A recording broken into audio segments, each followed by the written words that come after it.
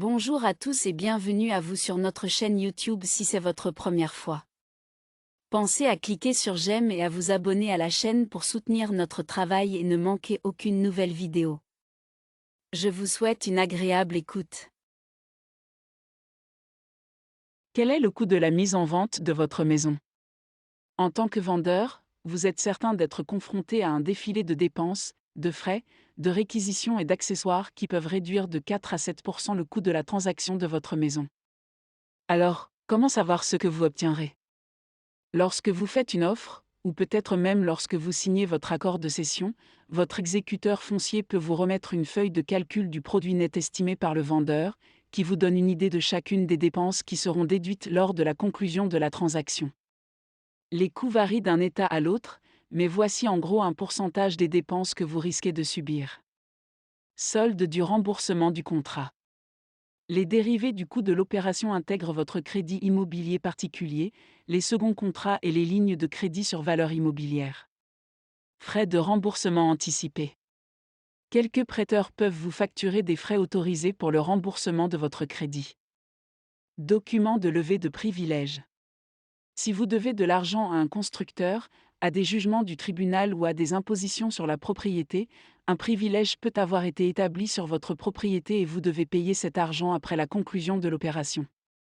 Pénalité de remboursement anticipé.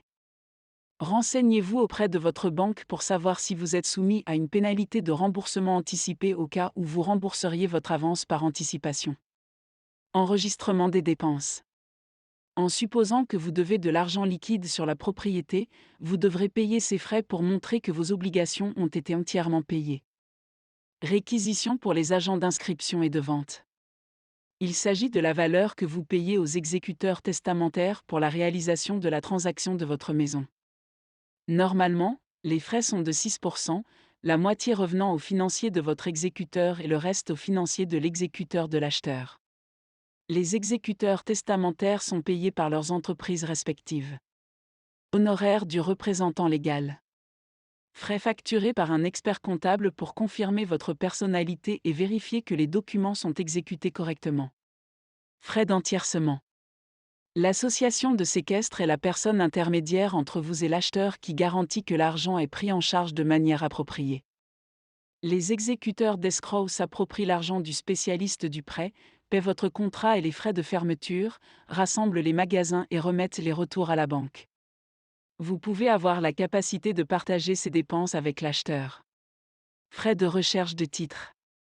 Il ne s'agit en aucun cas d'une protection fondamentale, mais la protection du titre de propriété consiste à déclarer que vous avez le droit légal de vendre votre maison. Les associations de gestion des titres de propriété recherchent dans les dossiers ouverts pour concocter une responsabilité de protection des titres. Cette responsabilité indique que vous revendiquez la maison et met de côté tout ce qui peut influencer le titre, par exemple les contrats, les privilèges, les servitudes, les limitations et les annonces d'affiliation du titulaire de l'hypothèque. Concession du vendeur. Vous et l'acheteur pouvez convenir du coût d'une maison, mais l'acheteur demande une concession de 3% pour les frais de fermeture. Cette concession est incluse dans le coût de la maison et vous rendez ces 3% au vendeur pour payer les frais de fermeture. Réparation. Vous pouvez être sollicité pour payer des réparations, soit par arrangement avec l'acheteur, soit par un état de la banque.